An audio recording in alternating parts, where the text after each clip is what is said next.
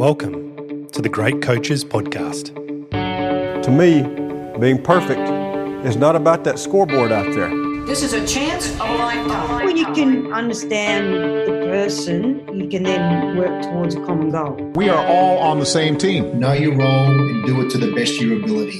Focus on the fundamentals that we've gone over time and time again. Your defense has got to be better. Leave no doubt tonight. Great moments are born from great opportunity. Hello and welcome to the Great Coaches Podcast. My name is Paul Barnett, and here on the podcast, we believe that there is no algorithm for leadership.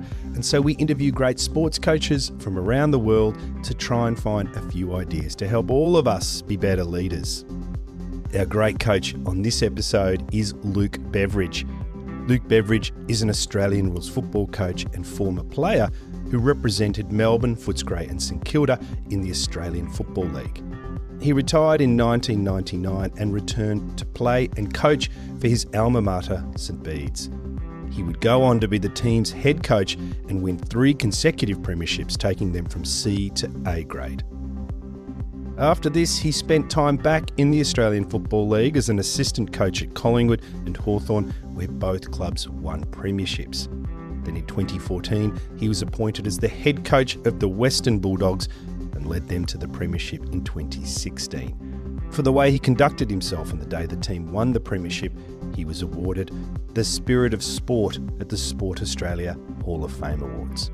And just before we go to the interview, today's podcast is brought to you by the Macquarie University Business School's MBA program. Designed to empower, challenge and transform, the Macquarie MBA gives you the business skills and knowledge you need to succeed in an evolving global economy. To find out more, search for Macquarie University Business School's MBA. And now, please enjoy our interview with Luke Beveridge. You're listening to the Great Coaches Podcast. Luke Beveridge, good evening and welcome to the Great Coaches Podcast. Evening, Paul. Yes, I'm a little bit concerned about the title of your podcast. I suppose everyone who comes on probably feels like, am I worthy? Anyway, the Coaches Podcast will be good enough for me, but I appreciate you having me on. Thanks, Luke. Look, if it's any consolation, everybody says the same thing, but it's not you. I passed the first test. Yeah. It's not me that deemed you as great. What I normally look for is whether your players have called you great, another coach has called you great, and there's been a couple of instances of that, and most notably was Neil Craig. He was talking to me and he just sang your praises. So he was the one that introduced us, and he brings me to your doorstep today. Oh, thank you, Neil. Very kind words. And their greatness comes in many different forms, but Neil is a doyen of our game, Aussie rules. He's been an amazing mentor for so many, and he's achieved his own greatness in a parallel world, hasn't he? He has, and he's a great student, I think, of leadership and coaching and human behaviour. And I always walk away from conversations with him feeling challenged, which I think is the sign of a great coach as well. But can I name drop a couple that you've worked with? I know you rate John Northey very highly. You've also had the chance to work alongside Mick Malthouse and Alistair Clarkson, so two modern day greats. Luke, watching people like this up close, what is it you think the great ones do differently that sets them apart? I think there's a commonality in their tenacity. There's an overwhelming inner belief that they have in what they do and what they strive to achieve. And I think I wouldn't say they're unwavering, the guys that you mentioned, but they have that self belief. And I think one of the things that all those guys have done well, and I've witnessed it, is they do empower others, and they ask others to perform certain functions that are going to help everyone. And I mean, John Northey, I love John for different reasons. I he, as my first senior coach at Melbourne, back when I was a youngster, as an 18-year-old, he's a great motivator, and that was back in the part-time days when most of us had jobs and, when football wasn't that lucrative financially.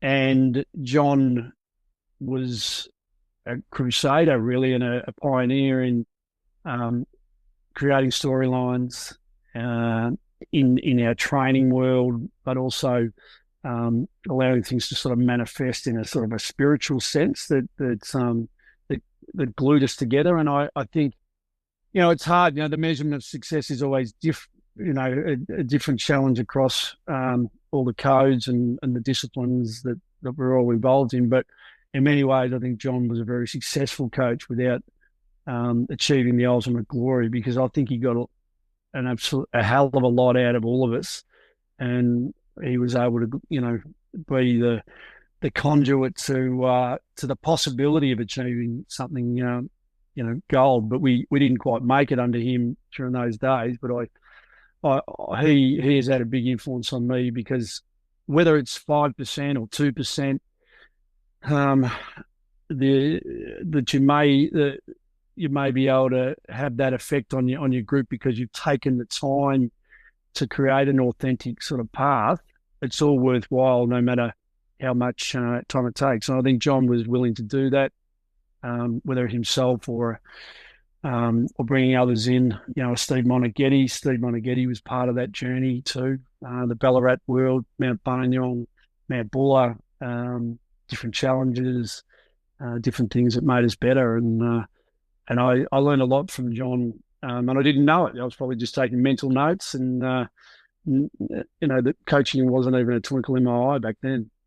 We're going to come back to your playing career a little bit later on if we get a chance to talk about resilience. But you say coaching wasn't a twinkle in your eye, but your father and your grandfather were both Aussie rules coaches at different levels, but they both were involved at that level. Was it always going to be the case that you would follow them?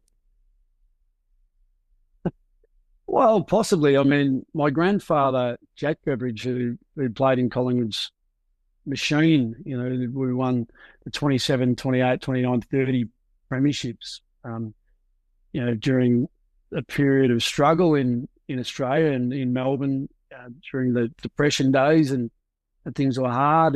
And Jack, he had unbelievable success, Jack. I mean, he obviously played in those four flags, but many VFL players, and it happened, right up until, I think, the 70s and 80s, where you were paid better interstate in the state leagues, and we didn't have a national competition until I think 1986, I think it was 85, 86.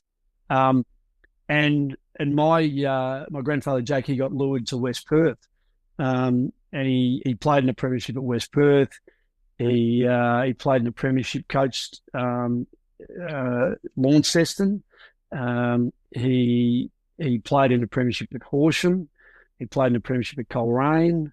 Everywhere he went, he either coached and played, or he coached premierships. So he was an amazingly successful player and coach. And I didn't really get a chance to talk to him about that, because I wasn't really interested in coaching. I was only he passed when I was about 14. So, Dad was a passionate junior coach. He was, the spirit in his coaching was strong. He was really driven. I think he did it the right way. Possibly it was always going to happen, but I didn't mature early enough to make it happen quickly enough. It took me a while to realise that it was something that I was passionate about, and that wasn't really until my mid to late 30s. Look, I remember reading about you years ago, and the story was about when you were coaching St Bede's. We're going to talk a little bit about what happened to St Bede's for the next few minutes, but what caught my eye when I was reading that article was that you asked the team to commit to a video review every week. it wasn't the video that caught my eye. It was the fact that what you were asking for was feedback every week, one-on-one, in a very intimate setting. That's pretty intense. And I'm wondering, did you go into that with a view of, we're going to focus on your strengths, we're going to do your weaknesses, it's going to be a bit of both, or did you just let it evolve? Well, Paul, for a start, you give me way too much credit to think that I can get through every individual every week. I must say, people say, "Oh, what's coaching an AFL team like, and how do you manage what you do?" And I say to them, "Well, when 2005, when I took over the St. Bede's Mentone Tigers senior coaching role, I was working full-time for the federal government. I had a young family, so we had 2 young boys. I was studying. I was on 2 undergrad subjects a semester, and I was coaching St. Bede's, and I was obviously a husband, and it's the busiest time of my life. You know, I didn't let anything slip. I socialised with our players, our club. Many of the players were or are musicians. We had an amazing social culture, but it was an incredible time. And so, but during the week there was no way I could review one-on-one every individual's performance. But what we did, we had some software on we had a laptop, a guy named Francis Barr, who coincidentally and ironically was a really mad Bulldog supporter well before I was any chance to coach the Bulldogs. And he had paid about $7,000 or $8,000 for a laptop that we could use. It was already there when I started, but it probably wasn't being utilised well enough.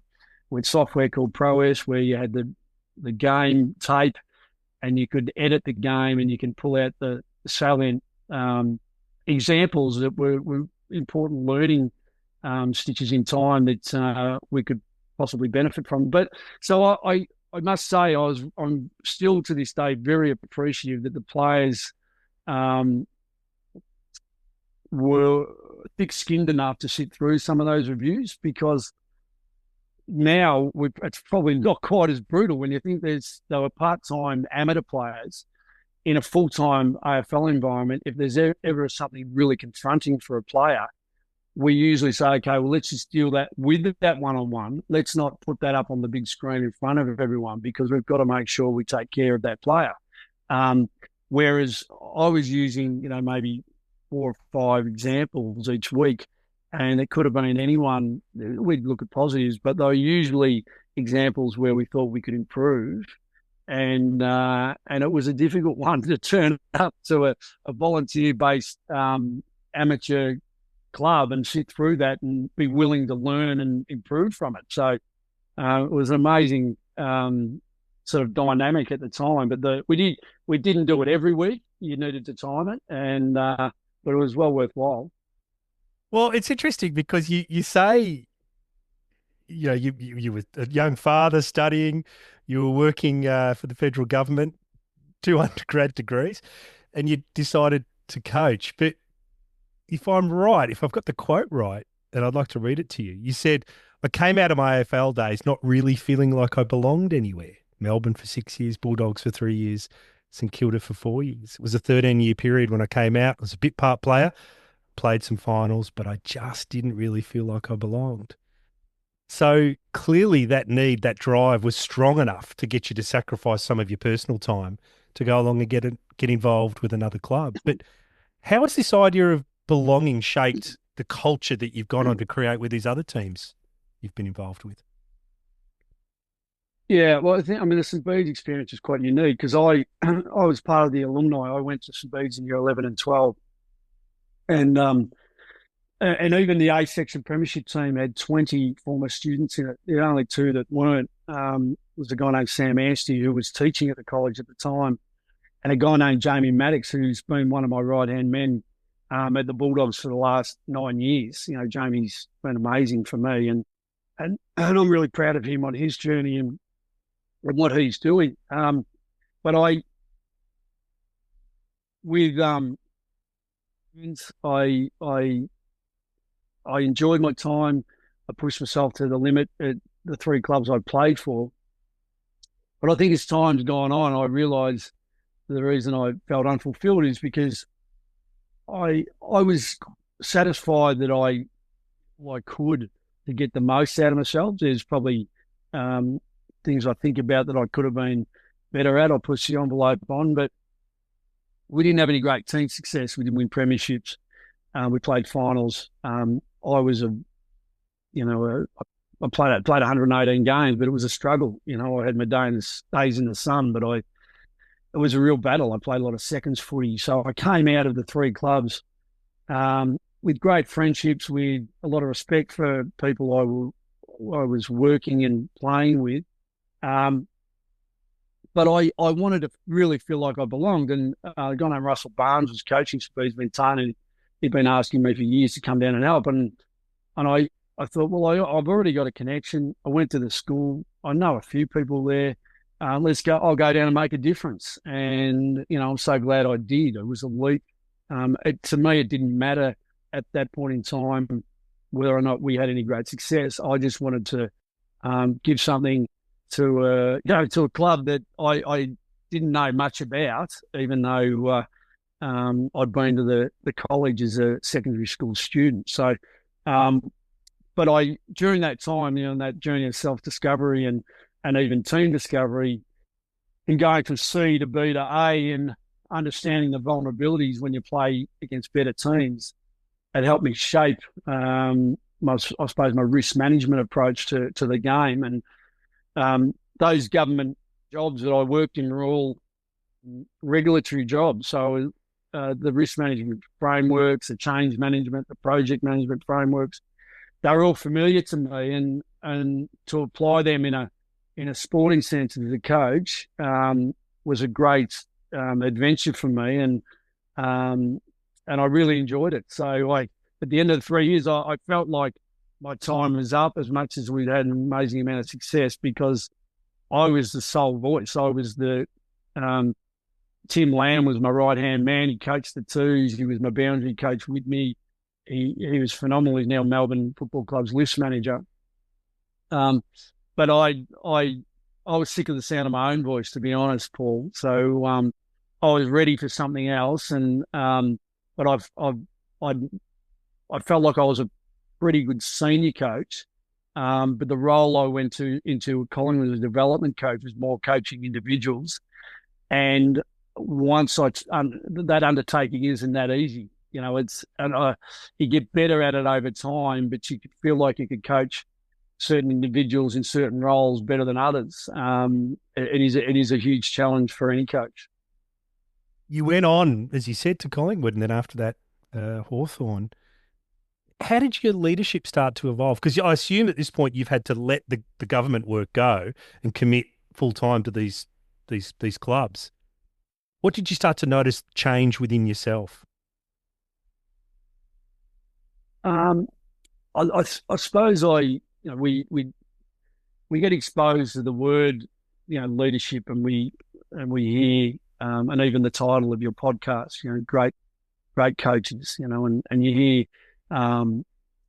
great leaders being bandied around. Well, I think my undergrad Faculty of Law degree, I wasn't a great student as a secondary school student, but I was a very good tertiary student because I was paranoid of failing. And I thought if I got an E in a subject, it might be the end of, might circumvent my passion and appetite to finish the course. So I studied hard and I was a good student. And when I finished the grad, I'd now developed a passion for literature, even though it was pretty vanilla and not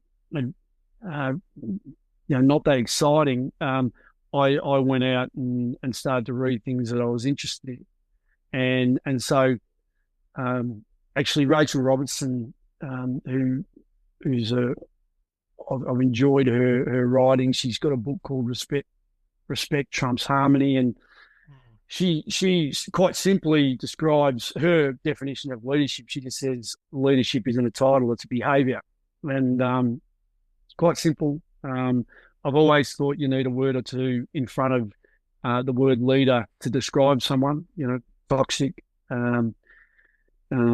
influential, stoic, whatever it may be, and I like that simple definition of it. You know, she talks about you're a leader because of your thoughts and actions, and you know, and you can show leadership regardless of your official role or title, and I definitely subscribe to that. And so I think in that, because you have a sort of a contextual understanding of anyone can be a leader, and then who you gravitate to based on who you might respect and who you think can have an influence in a positive way on you and people around you, is something that I started to seek out more and more, and probably started to understand different people more and more who'd been in my life, and respect the really influential people and the people who have cared for others as much as anything. You know, I think you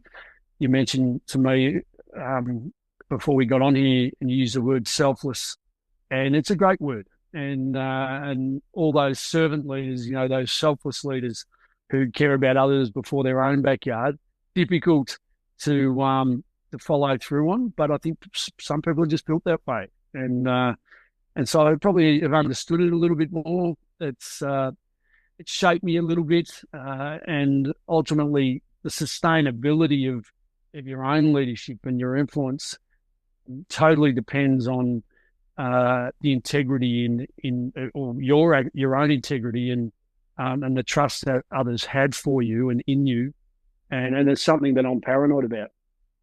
Paranoid is such a strong word. This idea of being paranoid of failure, has it driven you the whole way through? Does it grow now that you're running, you know, the Western Bulldogs, and we'll talk about that team in a minute? Has it grown, or is it something you're managing better? Well, I'm not necessarily. I think failure, not in a performance sense. I'm not paranoid about failing in a performance sense.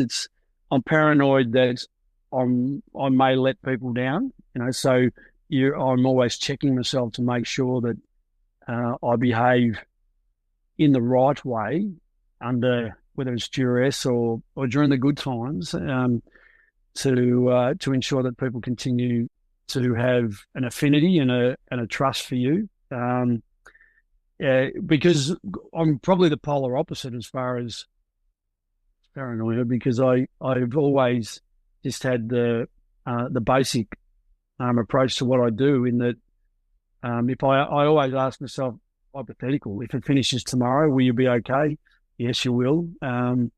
And so there's a lot that we can do in life, and I enjoy what I do, and I think I'm reasonably good at it. But having an open mind to things and a freer mind allows you to take the requisite risks that you need to in a role like mine at the Dogs. We'll come back to self-reflection later on if we can, and maybe the link with paranoia. But could we talk about the Dogs? Because you go on this great run. You I guess you do an apprenticeship under two greats, Collingwood and Hawthorn, Malthouse and Alistair Clarkson.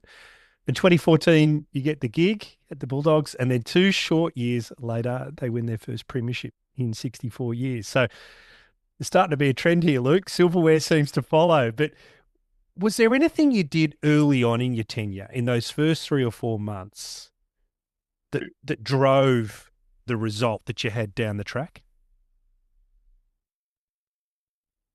Yeah, I think so. I mean, the starting point is always that connection, and that I mean, spirituality is it's a big and all-consuming sort of a word. You know, it's not necessarily religious, but there's a spirit in us, and there's choices we make along the way, but ultimately, what you're always trying to do is draw out emotions from people and buy into something that's bigger than all of us. And I think, I know that you've had Rick Charlesworth, on your pod. You've had him on your podcast, and I'm a great admirer of Rick Charlesworth from afar. I mean, as a kid, I watched our hockey team, our men's hockey team. I think he's had a bit to do with the women's hockey team as well over the journey. And he said it is really our mandate as coaches to instill enough belief or convince your players that they can take themselves where they don't think they can go. And it's a collective force of, I wouldn't be able to do this on my own, or I'm not sure we're all capable, but hey, how do we help people believe that there's a possibility in it? And so first of all, the relationship piece is absolutely critical in it.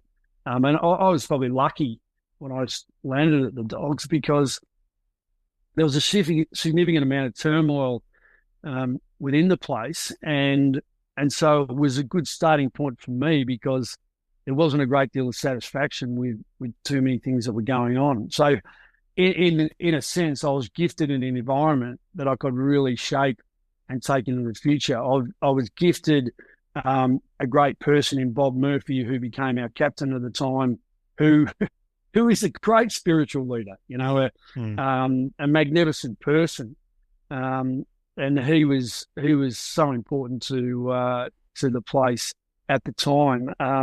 But then, it gets back to the actual game, and how we want it to be played. So to actually establish a core system and malleable match day plans that you can come in and out of, that might change from week to week, but getting back to the core of what you do.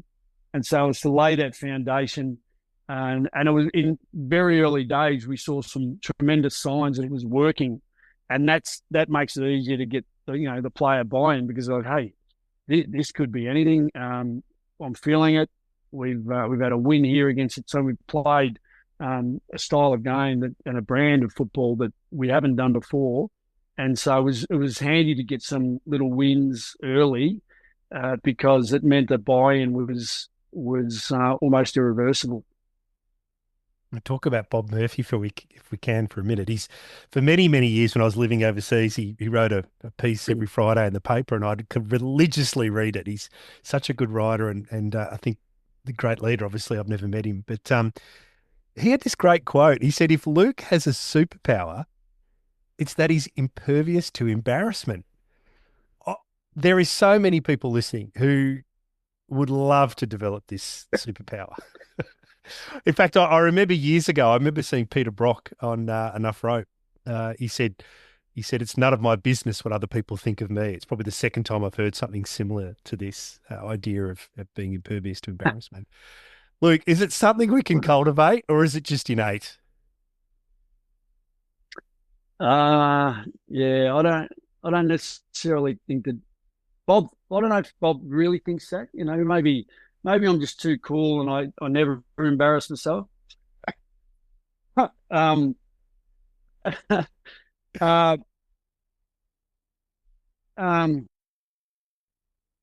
People ask me, and because there's all sorts of things and distractions, and there's the external world, and there's scrutiny, and none of us necessarily like conflict in our lives, and we don't yearn for it, obviously, but we deal with it in different ways. And I don't mind conflict, as long as it's not heartbreaking. And so I get concerned when people around me are affected by what I do, especially my loved ones.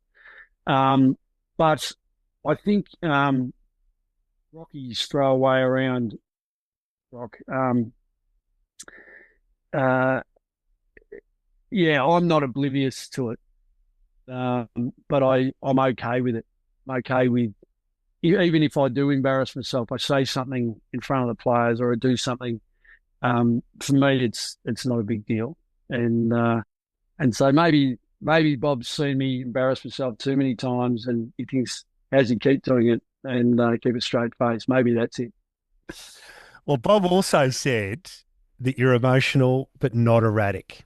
Now, I've also read that you can be brought to tears through very easily, and you've got Mediterranean heritage. Maybe that having access to your emotions comes from that background. But Luke, there's a lot of courses the expensive courses that people go on are about being authentic leaders and trying to find this balance or access your emotions as a leader and not just be totally robotic. I know I'm almost 52 and I could, for the first 15 years, every course I went on was about being logical. And then it switched around the other way. And now they're telling you to access their emotions. But how have you found this? Yeah. How have you found this balance between using your emotions, but not letting them override the message you need to deliver? Yeah, it's a good question. It's a tough question, Paul. I found myself, I was down the coast down near Western Port Bay, a great friend of mine who's done quite well for himself in business, and he invited me down to his property, and we shared a glass of beer, and his wife was there, one of his neighbours was there, and I was overwhelmed by this emotion of how proud I am of him, and I got teary, and I apologised. Like, I'm making you feel uncomfortable. Like I'm crying because I'm proud of you, and I've said to a few people, I'll cry watching cartoons, and I'll cry watching Toy Story. I did when my kids were young. But I definitely am affected when things inspire me. And if I start talking, if there's a pre-game message, if I become animated and I start to recall things from the past, I will get emotional. It's there's a line that you cross. It's not like I'm a blubbering mess, but I become emotional. If there's action, and because for me, what you do, and for all of us really, I mean, you see examples of team acts, and extreme courage, and you put that up in lights, and you say, hey, Marcus, this is what you're doing for your teammates, boys. And you go down that track, that's when I become emotional. It's not. I became emotional on the day when Bob Murphy and Matthew Boyd retired. I think that was at the end of 2017. So those occasions where there's been a history of inspiration, I get emotional. If it's real time, post game, half time, yep, I get emotional. But it may happen and spill over, 3 or 4 times a year. And sometimes I apologise and sometimes I don't. But I'm really emotional for any other reason that someone somewhere, usually within our club, has been inspirational enough to set me off, or a mate has done well enough that he's made me cry.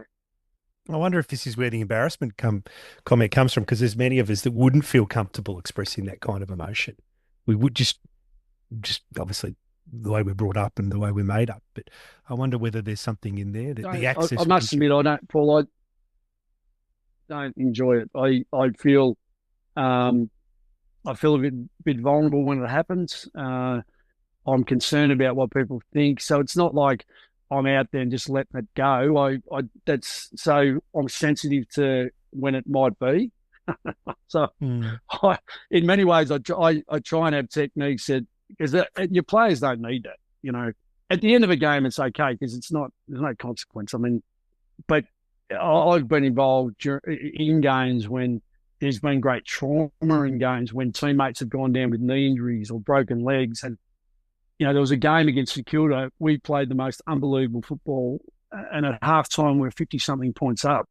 Jack Redpath had done his knee. Mitch Wallace had broken his tibia and his fibula. So his leg had flapped in the breeze. And when they came into the rooms at half time, Mitch was on an ambulance trolley screaming at the top of his lungs because he was in that much pain. I sat in there at half time and spoke to the players and said, hey, what a first half. Now we've got to knuckle down. There's an opportunity to gap this team. If we do all these things consistently well again, I didn't know that they probably couldn't even hear me. They were lost in what was going outside the room, and we lost that game because it wasn't because we lost two players and couldn't cover them physically.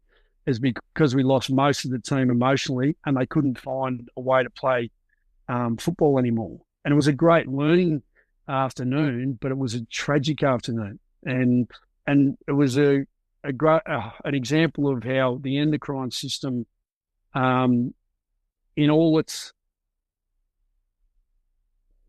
complexities, can build you up, win in a team environment, and it can pull you apart if the temperaments are affected. And this was a day of a huge high, but just such a I suppose an exhaustive loss in the end of everything, and we had to pick ourselves up after that. It was a tragedy. So look, it hasn't got anything to do with me being emotional, but it is a great example of how the game can be traumatic, and it's difficult to deal with it all the time. Luke, can I perhaps be a little controversial? You're a strong advocate for defending not just your players, but your club, supporters, the people, the stakeholders, everyone involved. There's many examples of you taking issue with the media, particularly to support this. I don't really want to unpack those. What I'd really like to understand is, does that behaviour, you talked about leadership behaviour before, do you ever see that behaviour impact the way the team interacts with other people? Do you see it flowing both positively and negatively? There's only really one or two examples of me really challenging individuals in the media space, and there've been times when I feel like those individuals have preyed on our football club or preyed on our players or been unnecessarily critical of certain individuals, and I've felt an absolute need, a compelling need to I suppose stand up for the club, but stand up for our players. I mean, as you can imagine, players wake up every day to scrutiny. They can go to their phone and there might be social media messages about them. They can go and search for them if they like, which is something that they do. And so with all the external scrutiny, it's just critical that internally they feel supported. And, I think I mentioned earlier around one of my philosophies around if it finishes tomorrow, will I be okay? That hypothetical, yes, I will. But two of the simple ones that I live by is never throw your players under the bus.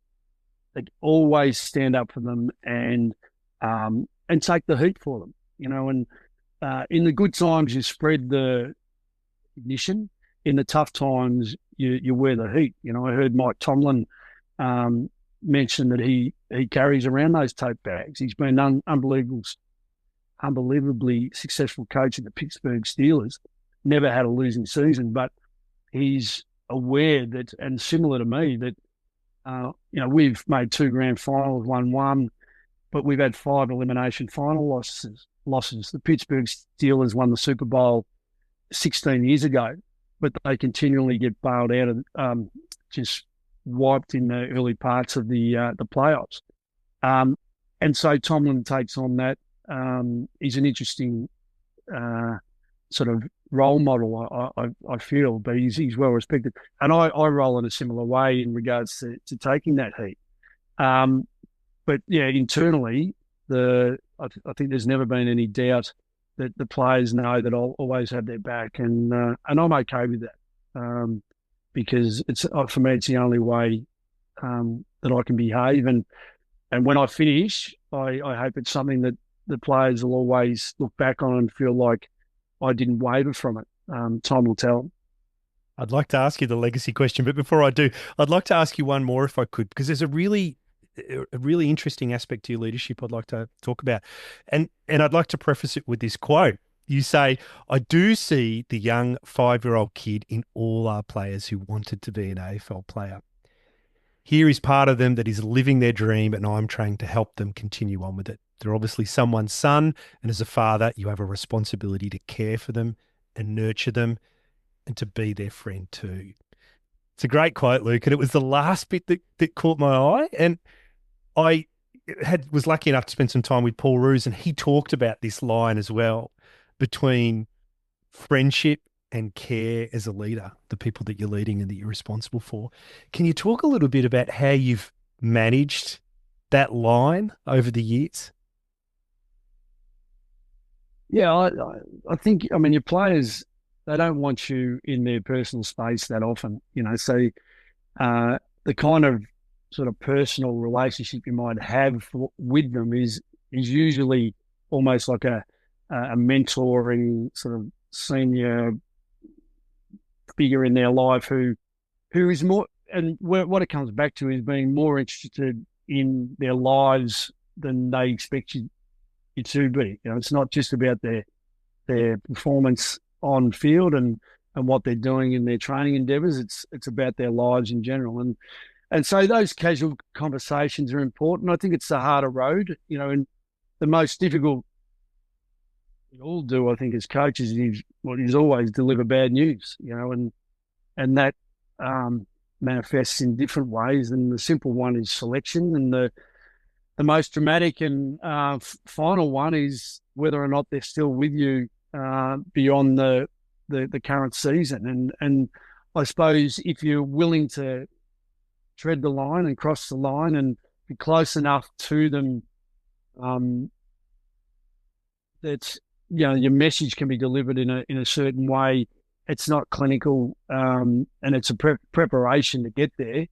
There's no other way to do it. It's a confronting thing, but I've always made sure that I'm the one who gives the bad news, and I'm not necessarily always the one that provides the good news, because I think there's too much in that for others to experience. That whether it's a young player playing his first game, asking someone else to communicate that to them, so they so many people have had, especially families, parents, brothers and sisters, but we have coaches who have nurtured players. It might only be 18 months.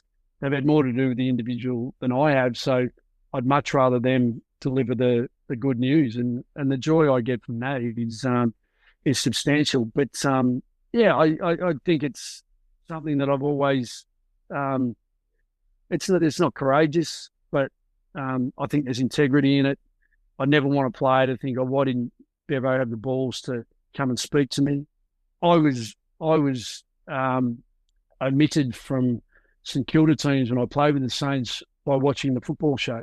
I found out that I wasn't in the team a number of times, and the Saints might have been the last team that came on at 11:15 at night, and you see the omissions and your name comes up, and you could cut the air with a knife. Quite often my wife and I might be lying in bed watching the tally to find out what the team was, and that's a difficult one for your lovely wife to process, where at 11:15 at night your husband's just been told he's been dropped, and for me it was cowardly, and so you learn what you take the good bits out of the people who mentored you or you were involved with, but you're also, with the things that shape you, you commit to making sure that you never do things in a way that you felt was extremely ugly. And I think they're the mental notes. They're the good, the bad, and the ugly. And that was probably the ugliest.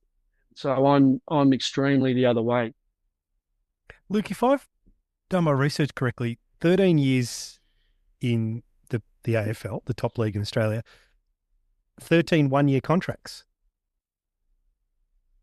Yeah, not necessarily true. I've had two. What did I have? So I signed a 2-year contract at the Demons, but I was traded halfway through it to the Bulldogs at the end of 1993. But when I went to the Saints, I had a 2-year contract. So my first year at the Saints, 96 and 97, that was a 2-year deal. And then I got 2 more 1-year deals after that, the 98 and 99, and then I was done. So lots of 1 year contracts, and not any. I remember one day, Terry Wheeler was our coach at the Bulldogs in my first year, and into the second year of. So what did I do? So moving in the second year, I had to agree to terms on a new 1 year deal, and Wheels grabbed the players and said, "Look, our club was poor. Like we off field, we're in strife." And he said, "Look, Bevo's made a huge sacrifice. He's been willing to cut his base payment in half and contribute back to the club." And it's hilarious because I had, but when you $10,000 into 5, it's not a huge financial sacrifice, and I'm stating facts here. I don't know whether Wheels is trying to send a message to the rest of the group, maybe to more of some of the higher paid players, to tip in a bit, but no one knew what I was on, but it wasn't much. Look, maybe just one last question if I could. I know you still got a long to go. You're now the longest tenured coach in the Bulldogs' storied history. I don't know how long the club's been around. It must be well over 150 years. But do you ever think about the legacy that you're working towards as a people leader? Not really. I mentioned earlier on that title of servant leadership, and I've researched what that means. It's quite simple, isn't it? It's just putting others' interests ahead of your own.